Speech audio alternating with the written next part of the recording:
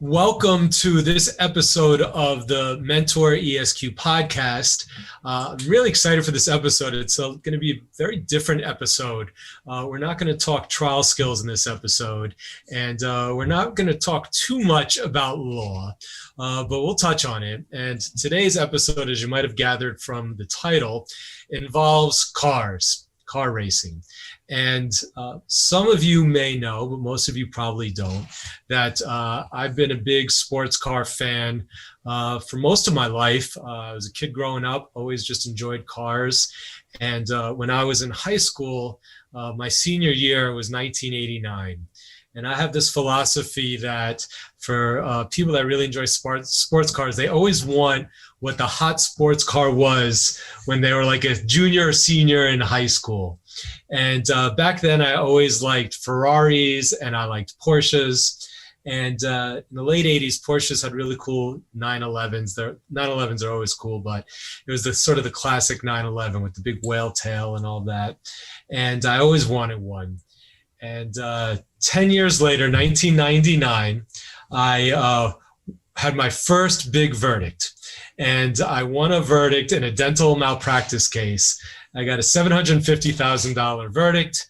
The jury actually came in with exactly what I asked for. And the case wasn't worth that much. My client had a bad dental procedure and had a bit of a numb lip, but I did a pretty nice job in trying the case. And so we ended up settling the case, I think, for probably around $300,000. And what I did with my share of that fee, I said, that's it.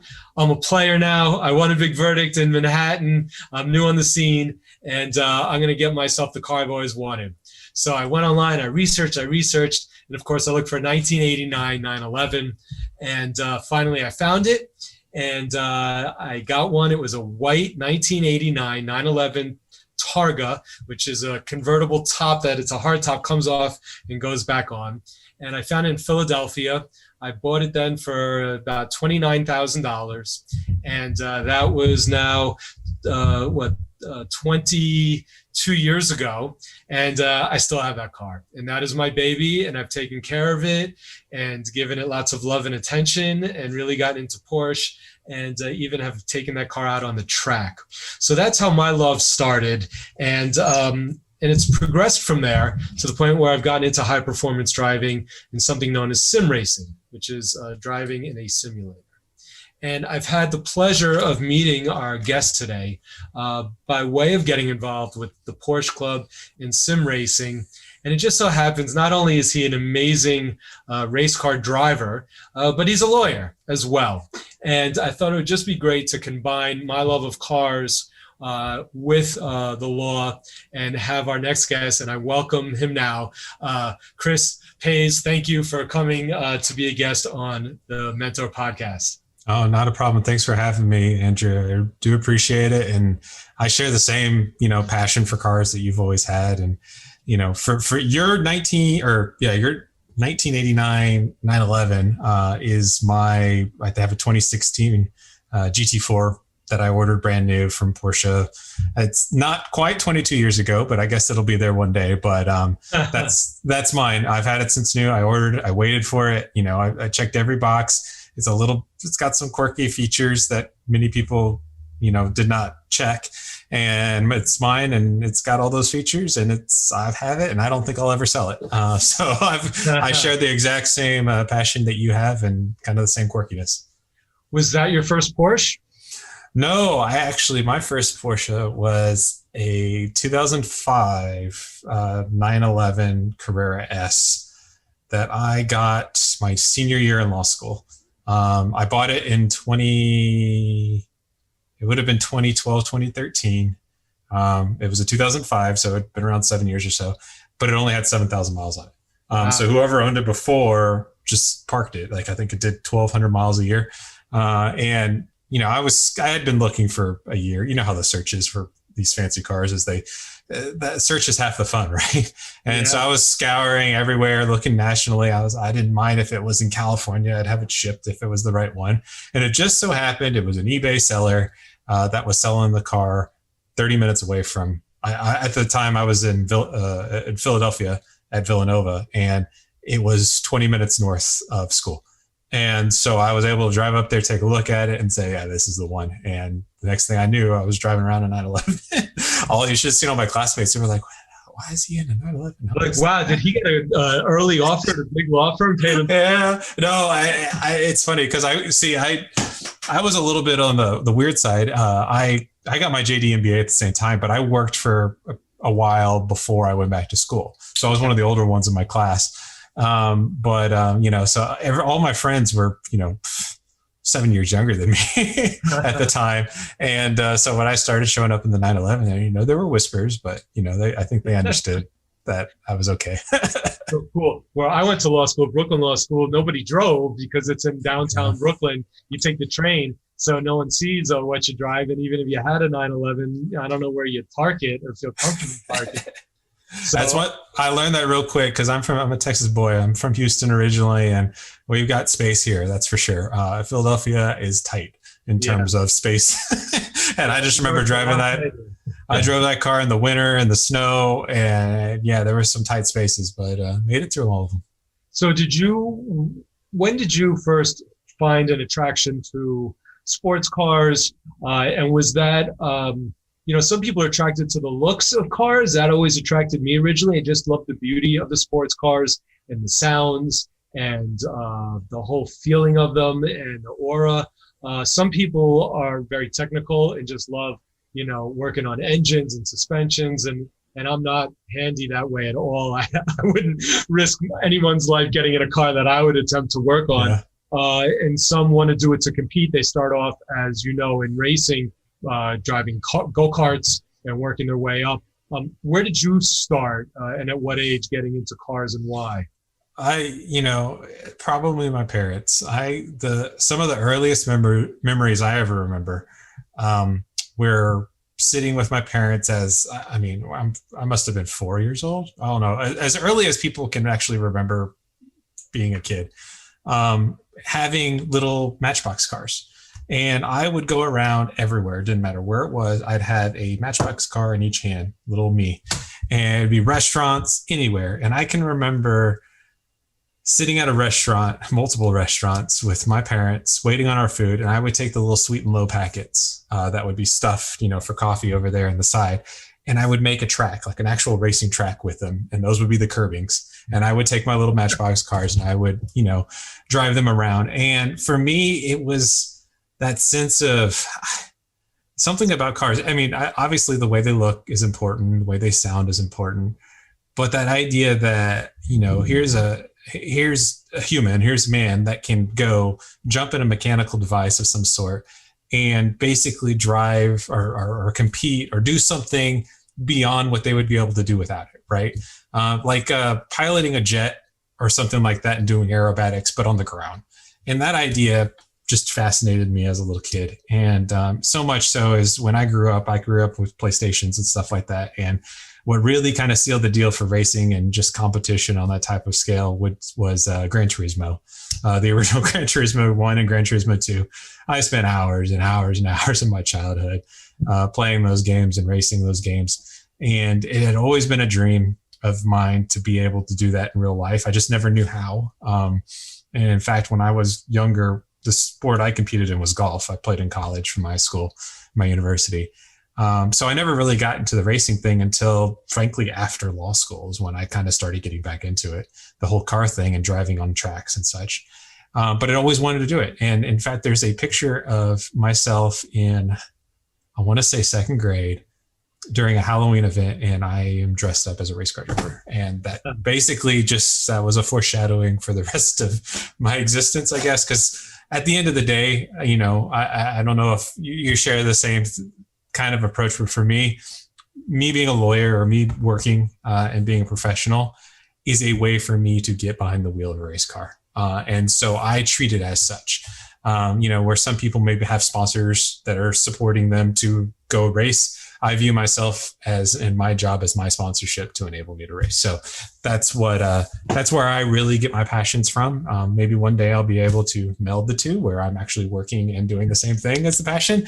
It's just not there yet. But hopefully sometime in the future, that'll come along.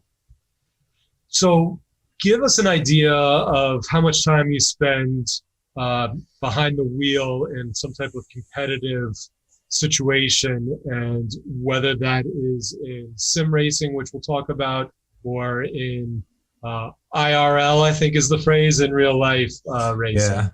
Yeah, so I usually average right now. The racing I do is endurance racing, so multiple hour events. I've got a team of multiple drivers. The car goes around for 8 hours, let's say, but we'll have 4 different drivers that will make switches during pit stops. But I'll get behind the wheel of the car in real life in one of those events, maybe 5 weekends out of the year. It's not a lot. And during those weekends, I'll probably be driving 8 hours during those weekends. So, during the weekends, it's a lot of intense activity and honing of the craft. And then I'll go a month and a half with nothing type of thing. So I really cherish those moments that I can't get behind the wheel of the car.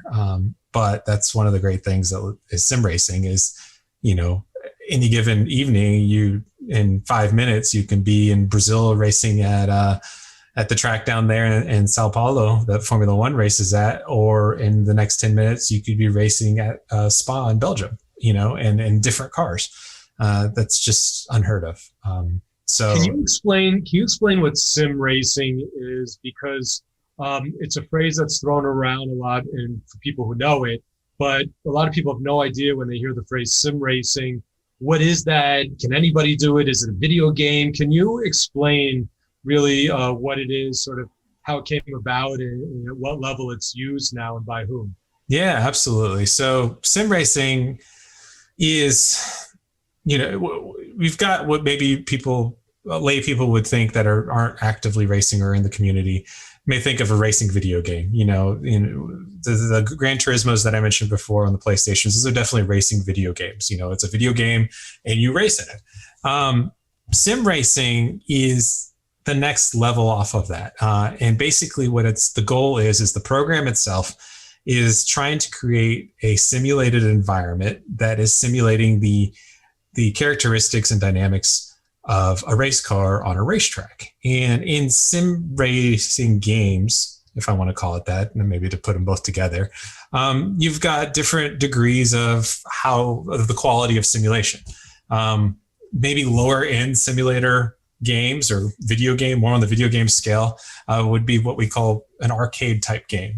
Something where you've got crazy physics, cars doing jumps, doing flips, stuff like that. That's an arcade based game. And then on the other extreme, you've got things like iRacing, which are their goal is to simulate the most accurate representation of what it is for a vehicle to go around a real life racetrack. All of their cars are detailed and developed by software engineers and car engineers, frankly, to create the most authentic modeled vehicle possible. And then the tracks themselves are laser scanned within millimeters of precision to recreate every bump and every curve and everything. And then when you meld the two together, you get an authentic simulated experience of what it's like to drive that car on that track. So that's what sim racing is that authentic driving experience of driving any given car on a track. On top of that, you've got competition.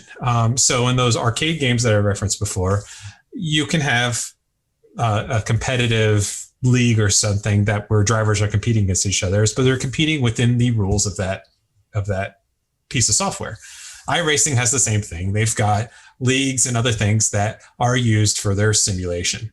And what we've been talking about, you and I, Andrew, is the iRacing type simulation, and the league is the PCA league that's how we met, where we are racing against other drivers for us, it's all around the country. But if you're racing in iRacing in general, you're racing against people all around the world at any given time of day, at any of these tracks and any of these cars. And there's always somebody to race against and have that experience of wheel-to-wheel competition from the comfort of your home, which is just phenomenal in my opinion. It's amazing. It really is amazing. And for people listening, they're not seeing my backdrop. Usually I have my studio backdrop on. Today I have my sim backdrop, and if you go to the website at thementor.com, you can see a video of Chris and I chatting, and you'll see my backdrop, which is actually my setup, and you can see that it looks There's the car, the seat and the steering wheel and the three screens and the pedals. You got a clutch, you got a shifter, and it really simulates the feel of it. And Chris was kind enough when I first joined Porsche Club of America, that's PCA, PCA Sim Racing. You have to be a member of the Porsche Club. So you're in a group with like-minded individuals that are friendly with each other because they're not strangers like the whole world that can enter online in other races. And everyone's really helpful. And Chris was kind enough to reach out to me and offer me some instruction and guidance. And what we were able to do and what you're able to do through sim racing is you have your headphones on, you're connected to the internet, and I'm sitting in my sim racing setup with my wheel and my headphones on. And Chris and I were alone on a track and in a car, and you're able to hop in and out of each other's cars through the technology and talk to each other, learn the track, drive the track. And so not only is it just super cool to be able to do that, and you're in the comfort of your own home, or in my case, garage, where I have it set up. But it's a great way to interact. And especially during these pandemic times, I've developed quite a nice group of individuals I get to spend several nights a week with in my sim racing rig with my headset on and getting to know each other and racing and learning and practicing. And I find that camaraderie to be really quite amazing and not easy to find in other aspects of life these days. Yeah, and that was one of the things that's really picked up with sim racing, especially in 2020. While a lot of things were terrible about last year and continue to be with the whole pandemic and all of that, one thing it did do was it did really good things for sim racing, because as professional racing series in real life shut down because we couldn't have events in public, we couldn't have fans watching or anything like that.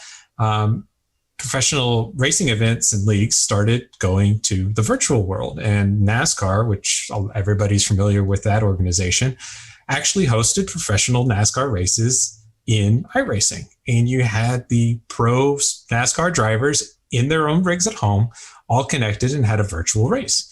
And it drew a lot of attention to sim racing, and it kind of blurred the line between, well, what is real racing and what is sim racing? The competition is real, regardless if it's in a virtual world or it's a real world. The only difference is cost, frankly. It's very expensive to run these things in real life, and to be able to just do it. Safety too. Oh yeah, and safety. Nobody's going to get hurt if you crash in the sim. You can use data analysis in real life. That's the same developers of the data software packages and the software that can read the data are the exact same programs that you can use in sim as well. It reads both real car data and simulated car data, because that's all it is to it, is ones and zeros. So the ability to be able to hone your craft at a fraction of the cost on any given night is just, it's invaluable. And it's something that, iRacing's been around for a while, simulators have been around for a while, but the technology is really starting to catch up to where it's blurring the lines. It's doing some pretty neat stuff. So your legal background, you have an impressive background. You have a JD, you have an MBA, you handle big transactional stuff. Yeah. You're a serious attorney, and you're into cars and car racing. Similarly, I'm involved in the law, and I'm into cars and car racing. Obviously, there are many lawyers that have Porsches or fancy cars, and probably most of them are posers and just do it because it's a way to spend money and they like to be flashy. We all see plenty of those. But then there's a group of people like us that could care if nobody else sees us ever in a car. We like Porsches for the types of cars they are, and we can talk about that. But I also wonder if there's some connection between being an attorney and being interested in high performance vehicles and cars, and whether or not, through law school and the work we do, it's very analytical. We have to analyze cases, contracts, language, situations. As a trial lawyer, it's a lot of chess. It's a constant chess match in litigation. And I see a lot of similarities of that with racing. I've heard you lecture, as I lecture in the law quite a bit. You lecture and in the area of car racing. And that's when I first reached out to you. I said, wow, this guy really explained this stuff, which is really technical, and you made it very easy to understand. Since you're so submerged in this world, have you met other attorneys that are into racing? And do you think that there is some reason that people that are trained to be attorneys find themselves gravitated to sports cars and high performance driving? There are definitely a few attorneys. Now, whether if it's attorneys racing because there's a connection in terms of the way the mind works, or if it's because they tend to have more disposable income than the average Joe, I don't know. There's a lot of doctors and attorneys that are in the racing world. In addition, it seems to be either like 50 to 60-year-old professionals that have retired and are now living out the dream, or like 18-year-olds who have just as much money because either the family or they've got sponsorships because they've got real skill, and that seems to be at the inner edges. I'm actually one of the minorities, which is like mid 30s doing it on my own type of thing. But no, there's definitely as you mentioned before in maybe some of the talks that I've had with some of the racing stuff. It's just a little info on me, on the practice that I have. I'm in-house counsel for a company called Kongsberg Maritime. We sell big commercial marine equipment. So think thrusters, propellers, deck machineries, winches, the stuff the size of your house that goes on tankers and, towboats and all sorts of offshore platforms, all that kind of stuff. Just huge, heavy equipment, stuff that if something goes wrong, people tend to get hurt. That's what I do for a living, is what I go in and I negotiate the equipment contracts, the service contracts, all the other random types of contracts that may come up, the technology contracts, in order for my company to do business and sell these multi-million-dollar pieces of equipment to these huge companies, these offshore drillers, these, tankers, these tugboat companies, anybody that's willing to buy them, frankly. And there's a lot of things I have to be aware of and think of to try to minimize the risk for my company. So while you, Andrew, are a trial lawyer and you've got the other side that you are trying to basically defeat in order to come out to be a zealous advocate for your client. Yeah. My approach tends to be, hey, we're going to be working together. Let's try to find an agreement so we can part as friends and be happy, as opposed to I'm going to win everything, and if I win everything, you lose type of thing.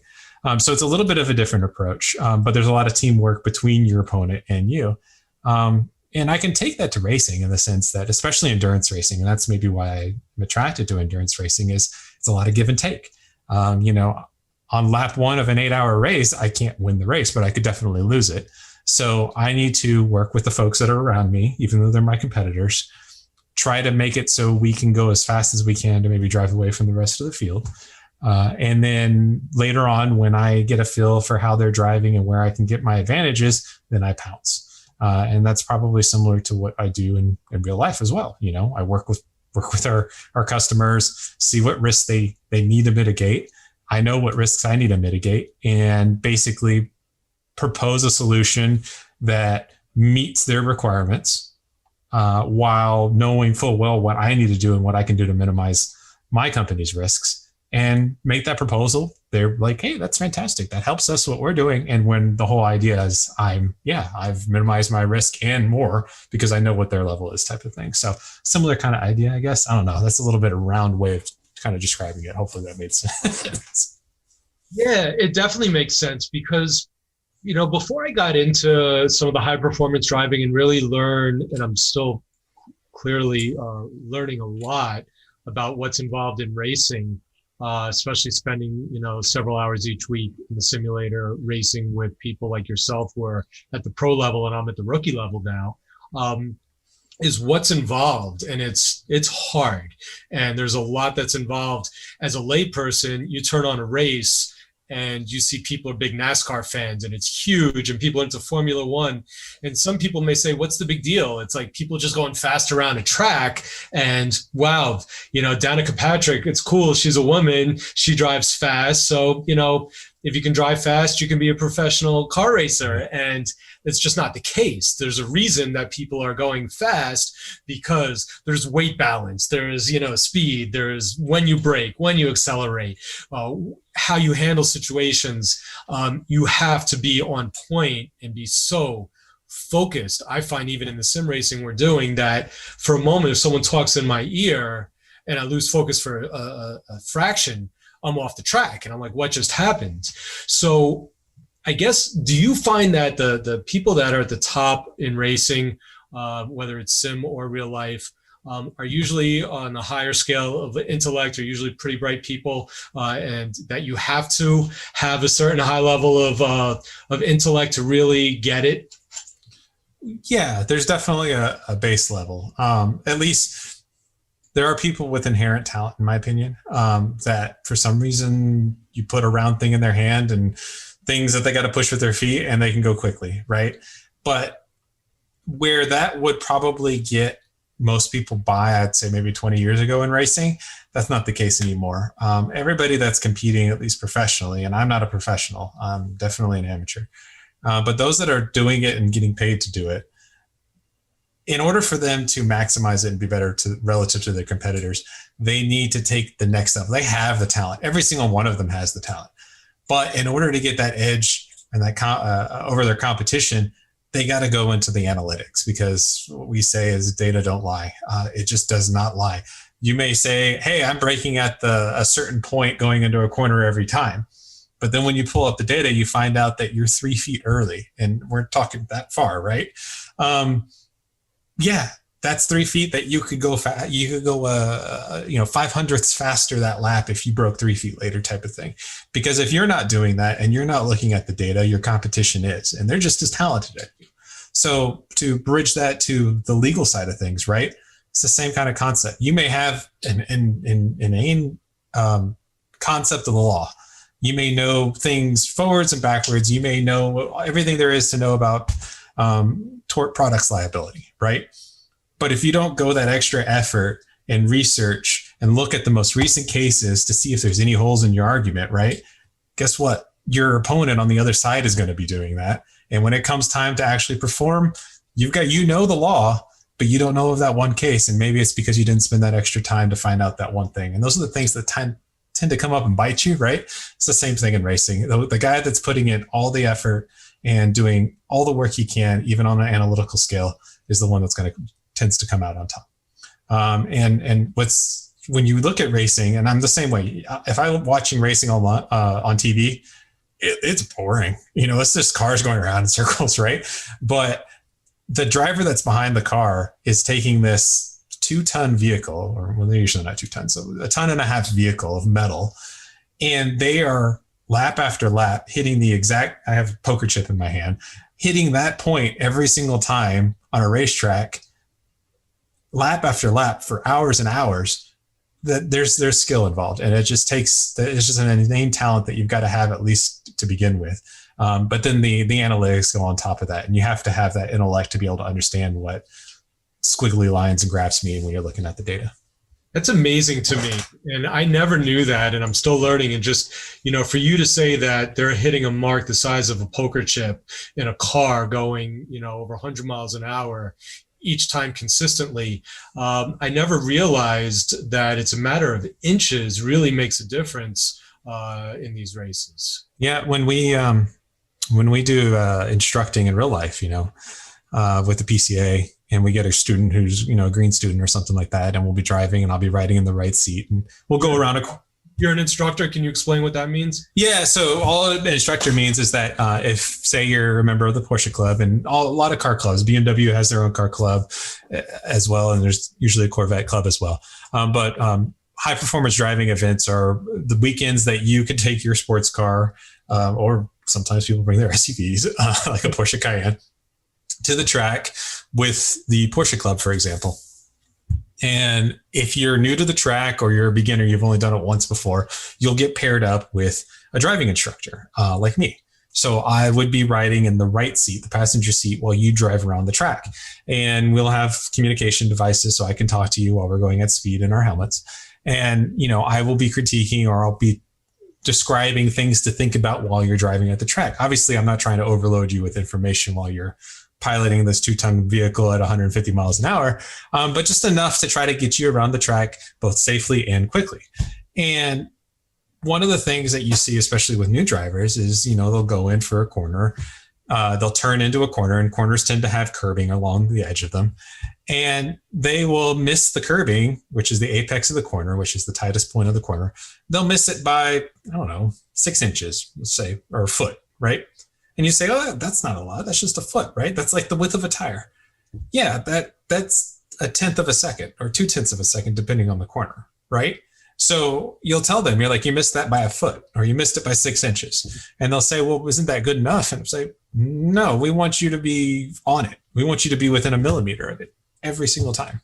And the only way you get to that point is your speed has to be, you have to hit it 44 miles an hour every single time. And you've got to brake at a certain point going into that corner to get to 44 miles an hour. And you've got to turn in at the right point. And all these little things go together.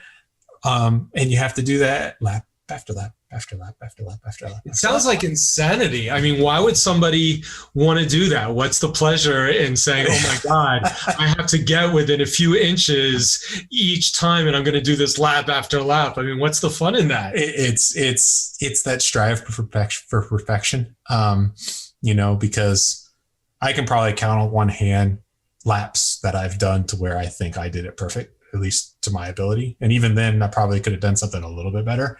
There's just, the perfect lap is that idea. It's just like this floating idea out in the ether, get that perfect lap together, because it just doesn't happen. You'll always mess up here. You'll miss it by something by an inch here, or, a few inches there, and it just won't quite be perfect. But it's that strive to get that perfection. And when you get close, there's nothing quite like it. To toot my own horn a little bit, I just finished, we did a race in December at COTA, the Circuit of the Americas, with an endurance league. And I was driving a GT4 Club Sport, which is a Porsche Cayman, basically race car. And we were on grid and we started the race. We were in P30, and these are all cars in our class. There's 40 cars in our class for some reason. It's a crazy amount of cars. Started off in 30th place. 30th place. There were 29 cars between me and the guy in the front, right? And I drove for an hour and a half on my first stint, and I drove the car to 8th place over that hour and a half. And it's because I didn't qualify the car. We were way back where we shouldn't have been. We should have been much higher. But all the cars were in the same class. We were all the same speed car. It wasn't like I was sandbagging and passing slower cars. But it's that idea that, even during that drive, I know I could have gone a little bit quicker in certain spots and just try to get it a little better. And then when you start adding traffic and other cars into the mix, you can't have that perfect lap. So how do you go around and manage traffic as best as you can to get as fast as you can? And it's just every lap's a little bit different when you start racing wheel to wheel.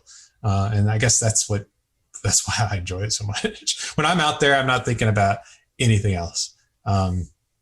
It's magical. An hour and a half goes by like that.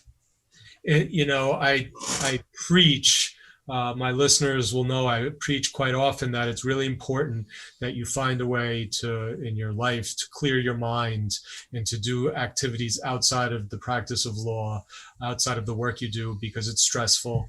And what makes us good lawyers is that our minds are often running quite a bit and focusing on the issues that we're faced with day and night, or at least nighttime, thinking about the issues that you're going to be dealing with the next day.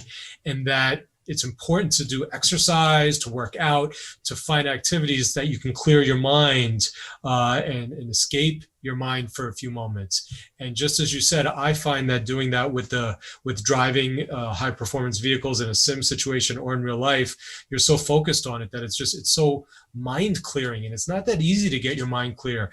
I practice meditation and yoga, and even through that, I'll practice a whole yoga session for an hour, and the whole time I'm thinking about the work I got to do when I'm done, and I can't clear my mind in any way like with car racing. So yeah. I wonder if it's people like us maybe are obsessive and we obsess on things in general, which may make us good in our day job. But that could be a curse, but it may make us want to get that better lap each time and time again and clear our mind.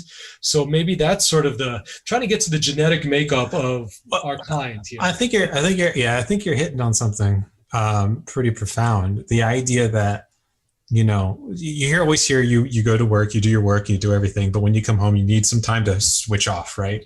But I find that if you just switch off whatever it is, that your mind's not working and not thinking of anything. It's trying not to think of anything. But by thinking of nothing, everything from the day starts to creep in. Oh, what about that, that meeting I've got tomorrow? Or, what about that case brief I need to write? Stuff like that, right?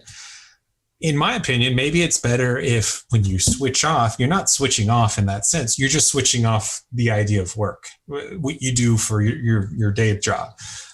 So like getting in the simulator or racing, that is a very mentally strenuous activity. This is not, sitting by the pool and reading a magazine type of stuff. This is hyper-focused mental activity that you're conducting yourself in, and physical too, because you've actually got to make movements to go along with what your brain is thinking.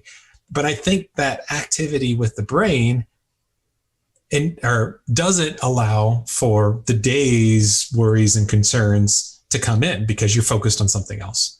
So while you're supposed to be switching off, you're just switching off your daytime stresses and substituting them with something that you find fun, something you find enjoyable, something that's engaging mentally, so that you're occupied, so you're not thinking about that other stuff.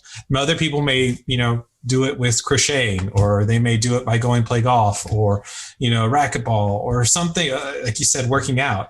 But even with some of the activities like working out, when you have a lot of downtime, there's a lot of opportunities for things to creep in. So I think filling that time with something that keeps you hyper engaged prevents you from having to revisit all those worries during the year. So for people that may have trouble, decompressing at the end of the day, maybe that's some advice I can give is find something that's engaging. Woodworking, I don't know. Something that, besides sitting down, watching TV or something at the end of the day, to try to decompress. Because for me, when I get home, I've always been home for the pandemic, but when I'm done, you can see right behind me, there's my sim, right? So I will turn around and I will just hop into that and I'll drive for an hour, and I can't think of anything else because I'm in that. And it's really refreshing, and I'll even do it at lunchtime because it's right there. Yeah. That's one of the benefits of remote working and efficient. Oh yeah. I love it. Done, and then you drive. Do you have concerns about safety? People on my Instagram, the mentor, I'm at the mentor ESQ. Most of the stuff I post is law related, but every once in a while I'll throw in a picture of me with my helmet on at a driving event or a Skip Barber program or BMW program. And people think, wow, are you crazy? You could really get hurt. Are you going fast? And I'm a personal injury lawyer. I see people get hurt in all kinds of ways, and they're usually getting hurt crossing the street from a taxi. And I don't hear too much about people actually getting hurt going 125 miles an hour on a racetrack. Can you give me your thoughts on safety in racing? It's always a concern. This is not, we're moving at high rates of speed that if an impact were to happen, the human body is not designed to survive, type of thing, right? And advances in safety with race cars and such have advanced in such a way that they try to make it so things are more survivable, right? But it's always a risk. And it's not only that, it's, I can make a mistake behind the wheel, but there could also be a mechanical failure behind the car. There's a lot of people that keep these things running. There's teams that are that are pit crews that are, doing the brakes every night in between races, and making sure the car is in general good shape in order to run. And, it just takes one guy who had a bad day to not torque a bolt down right, and it backs out on the middle of the track, and you could be driving around doing everything right, and then all of a sudden you hit the brakes and there's no brakes, right? And that's not something you did, that's something else somebody caused. And it's always a concern, right? But the way I look at it is I'm more concerned about getting in a wreck on the freeway than in a race car. at least if I get in a wreck in a race car, I've got a helmet on, I've got my head and neck restraint on, I'm in a harness, I've got a metal cage surrounded. It's designed to be impenetrable in the event of an impact. I've got a lot of safety equipment around me, and everybody that's driving around me as well is doing the same thing. We're all going the same direction. They're all race car drivers. We all know how this works, and we all want to come home at the end of the day. Versus when you're driving on the highway at 70 miles an hour, you got people texting on their phones and looking at things, and they're not worried about anything. So for me, I'm more concerned about driving on the freeway than driving in the race car. And, knock on wood, in the 4 years that I've been doing this in real life, I haven't had one incident. It happens sometimes. I've known some guys that have gotten really hurt through incidents, but usually when you go back and you look at what caused the incident and what happened, it was people taking risks that were just unnecessary for the circumstances. Getting in over their head and thinking that they ran out of talent is what they call it, and not all of it. It's kind of a mean way to say it, but if it was two cars going into a corner, if somebody would have just realized, there's 5 hours left in the race, there's not a big team watching in the tower. And if you get past that car going into that corner, all of a sudden they're going to give you some sort of contract to drive with them next year or something like that.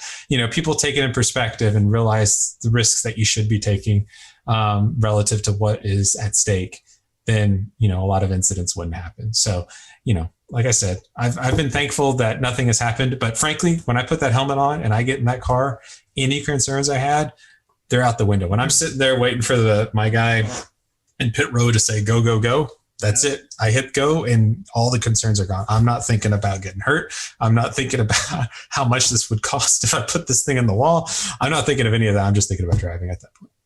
Because it's just like we said, it's that idea that because my mind is hyper focused, I can't have other thoughts enter into it because there's no room. So anyway. Chris, I've been a Porsche fan for, 30 plus years, been a Porsche Club member for probably over 20 years now, and a member of the club and meeting a lot of others. Many people have multiple Porsches. There's a world out there of Porsche fanatics. And when people ask me, I say, have you ever driven a Porsche? And so I'm like, no, what's the big deal? And can you, driving it, all different types of Porsches for pleasure in race cars, can you give us an idea of what it is, why Porsches are special? Yeah. What's special about them is it feels like it's a connection to you, right? When you're driving your car down the highway, and if you just have a regular commuter car or an SUV or something like that, it's a conveyance. It's from point A to point B. But at the end of the day, you turn the key, you press the gas pedal, you steer the car, and you're there, and you didn't think anything of it. When you drive a Porsche, and other performance cars as well, but Porsche specifically seems to get it bang on. It's an event. You're part of the act of driving. You're not doing it to get from point A to point B. That's just that's just something that happens by driving, right? But the point is the act of driving. So if you have a 6-speed, which you should, I hope your car is a 6-speed. If it's not, it's okay. Trust me, my race car is not a 6-speed either. It's a paddle shift. But if you have a gearbox and you're rowing your gears, you're actively engaged in doing something that furthers the event of driving. You feel the steering and you feel the road in the steering wheel. When you move your hands to the right or to the left, you feel the car move in each direction. That kind of connection with the machine is that where my love for cars came from, right? Remember, as I said before, a person getting into a mechanical device that makes them capable to do things that they otherwise wouldn't be able to. Well, that's exactly what that is with driving. And a Porsche allows you to do that. It gives you that sense of, I shouldn't be able to do this, but because of the machinery that's around me, I can do it. And that ability, there's just nothing quite like going through a corner on a racetrack, of course. Being a lawyer, right? On a racetrack in a closed environment. Yes. With a professional driver. But there's nothing quite like going around a corner and going over a Jeep. having a G-force, the force of gravity pushing you out to the side of the car and feeling the tires scrambling for grip, feeling the edge of grip, feeling what the car does when it's on its edge. If it's what we call understeer, trying to go forward when you have the steering wheel, or the back end starting to rotate at the limit. It's just something about having a car at the limit is just, it's amazing. I don't know. I hope I may sound like a Porsche fanboy at this point, but no, but it is what it is, and it's really funny. There's no, I laugh at myself because I find myself sometimes out driving and I just start smiling. Like, well, I'm just having so much fun just driving around in these country roads, and Porsches do that. They make you smile. They are exciting, and it gives you a reason to run errands. The way I look at it is, and it happened in Philadelphia a lot more because in Houston all the roads are straight. But if you ever go into your car and your destination is your garage, so you're leaving from your garage and your destination is your garage, then you're driving for the sake of driving, not driving to go anywhere, right? And there were so many times when I was in Philadelphia where I'd go down, get in my car, and my only destination was to put it right back in its parking space. But it would take me 2 hours to get there, right? So that is, if you have that attitude, or if you ever do that with your car, I would look at a Porsche. You can get a first generation Porsche Boxster or first generation Porsche Cayman for cheaper in a lot of cases than a normal regular sports car. I mean, we're talking Porsche Caymans at this point, which I think is the deal of the century, like a 2006 to a 2009 with perfectly reasonable amount of mileage in the mid to low 20s. That is just one of the best deals out there. And I used to own one, and they're fantastic cars. And, so it's just, especially for, a lawyer that's trying to treat themselves and have that activity that is letting them unwind and, go out on drives and engage their mind, but just not with a legal activity. It's legal, but not a law activity. Get yourself a sports car and drive around. It's a cliche, right? But hey, there's a reason it's a cliche. It's because it's fun to do. It's fun. It's mind clearing. And I agree. I encourage anyone that has the opportunity to get involved with any car club, meet other people that enjoy their cars, where you can go and you can learn how to drive a car properly, a sports car on a track in a safe environment with an instructor like Chris in the passenger seat. I've done it. I do it as much as I can. And it's amazing what you can learn and get pleasure out of it and how you can clear your mind. And one other thing I was going to add real quick. And for those of your viewers or anybody that's listening, if you have kids and your kids are coming up and they're about to start driving, they're about to turn 16, or they have turned 16, or they're, in later years of high school, but they just started driving, there's nothing better than to get them into a car control school. We have them in our Porsche club. I'm sure up there in New York, you guys have them. My parents did it for me when I was younger. But get them on a skid pad, basically teach them what it's like to have a car at the limit of grip. So when it does happen on the street, they're not scared and they have already experienced it before, because the last thing you want is to experience that for the first time when it actually matters. Limit of grip, you mean the tail spinning around? Yeah. Somebody just pulled out in front of you ran a stop sign and pulled out in front of you. What do? You can't stop in time before you hit them. So you're going to jerk the wheel. How's the car going to react? Well, these teen driving events and schools like that put you in that situation in a safe, controlled environment. So you know what the car feels like before you actually have to do it. So Chris, normally I like to wrap up my interviews by asking the lawyers who join me on the program to define what they believe it means to be a great lawyer. So I'm going to ask you to do that as question number one. But because we're talking about cars, and because you're a lawyer and a car driver, and a race car driver, and a fellow Porsche fanatic, I'm going to ask you is the two-part. The second part is going to be, in your opinion, what makes a great sports car driver? Okay. So you can take them in any order you want. All right. So I will take the sports car one first because that one's easier. What makes a good sports car driver? I'm going to tackle it strictly from a competitive standpoint, so like racing. But that is driving within yourself, right? And what I mean by that is you understand that you're not Michael Schumacher or you're not Lewis Hamilton, right? You know that you're not going to go out there and set the lap record. Instead, you know what your abilities are, and you make sure that you maximize your abilities, but you don't exceed them. Because when you start to exceed them is when you start to drive out of control, and that's when mistakes are made. And you, a best case scenario, you just end up going slower. A worst case scenario, you end up wrecking. So that's what I would say is probably the driving within yourself. And then what makes the, repeat the first one again, because you said it in this particular way. How do you define a great lawyer? How do I define a great lawyer?